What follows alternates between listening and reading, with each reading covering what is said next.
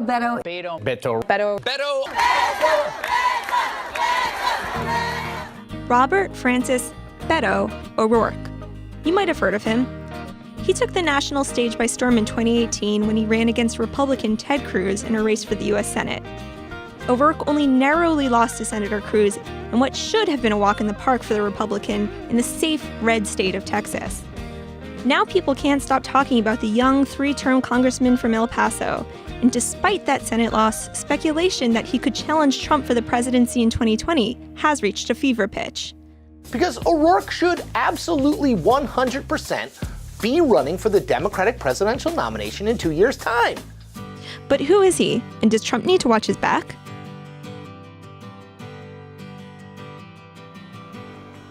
Beto O'Rourke was born on September 26, 1972 in El Paso, Texas. He's a fourth-generation Irish-American, but was called Beto by his family to distinguish him from his grandfather, Robert. Beto is a common Spanish nickname for Roberto. O'Rourke attended Columbia University, and during the early 90s enjoyed a brief music career, touring around the US and Canada as part of the punk band called Foss and playing drums for another, Swedes.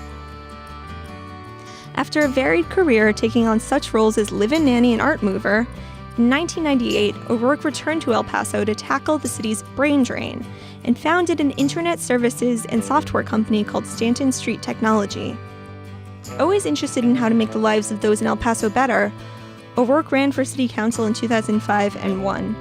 His tenure was defined by a number of progressive initiatives, including developing a depressed area of the city into a business district and calling for the repeal of ineffective marijuana laws, as well as a re-examination of the war on drugs. In 2012, he ran for Congress and won with 65% of the vote, winning again in 2014 and 2016. O'Rourke believes in term limits and declined to run for re-election in 2018. He also promised if he was ever elected to the Senate, he would only serve 12 years or 2 terms. Beto O'Rourke became more widely known in 2018 when he was announced as the Democratic candidate challenging incumbent Republican Senator Ted Cruz in the midterm elections. This is what you can expect over the course of this debate. Senator Cruz is not going to be honest with you. He's going to make up positions and votes that I've never held or have ever taken. He's dishonest. It's why the president called him Lying Ted, and it's why the nickname stuck, because it's true. His youth, Kennedy-esque looks, and successful use of social media put him in stark contrast to a man even Republicans allegedly don't like all that much. Are we sideways? Someone call, and because at least on your computer screen we're sideways, which would be an uncorroborated allegations, sometimes absurd and ridiculous. Texans, fair-minded Americans looked at that. Emily, you're now broadcasting yourself. The state race caught attention nationwide, with many of O'Rourke's speeches, such as his response to the NFL protests, going viral. And so nonviolently, peacefully, while the eyes of this country are watching these games, they take a knee to bring our attention and our focus to this problem to ensure that we fix it. That is why they are doing it, and I can think of nothing more American than to peacefully stand up or take a knee for your rights anytime, anywhere, any place. How can it be in this day and age, in this very year, in this community, that a young man, African American, in his own apartment, is shot and killed by a police officer? And when we all want justice and the facts and the information to make an informed decision, what is released to the public? That he had a small amount of marijuana in his kitchen. How can that be just in this country? How can we continue to lose the lives of unarmed black men in the United States of America at the hands of white police officers? That is not justice. That is not us. That can and that must change. Are you with me on this?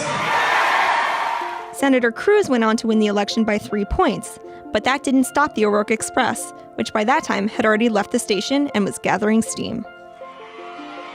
I am forever changed in the most profoundly positive way. I am forever grateful to every single one of you for making this possible. I believe in you. I believe in Texas. I believe in this country. His progressive ideas on immigration and healthcare have fired up grassroots activists, many of whom didn't fall neatly into red or blue categories. For his part, O'Rourke has attempted to play down the 2020 chatter, but has recently met with former President Barack Obama and also said this. Amy and I made a decision not to rule anything out. Beto O'Rourke may be a rare case of someone winning by losing. His national appeal is difficult to comprehend right now, but he's a popular figure in Texas, particularly with young voters. He's also demonstrated that he can raise money, which is crucial for any presidential run. Shauna, let's talk about Beto O'Rourke for a second, because he raised more than $38 million in the third quarter, which our Mark Murray pointed out is more than Barack Obama raised in the quarter right before Iowa and New Hampshire in 2008, which is obviously there's some differences in online fundraising now, but that's a pretty stunning number. O'Rourke is something of an anti-establishment figure, though. Young, liberal, and with plenty of grassroots support. And while that might be a good thing, historically Democrats tend to go for the establishment candidate. Bill Clinton over Jerry Brown, John Kerry over Howard Dean, Hillary Clinton over Bernie Sanders. Beto's skateboarding outsider persona may work against him, but he's a serious contender and could be a force to be reckoned with in what's lining up to be a very crowded field of Democrats. Bernie Sanders in particular should be worried.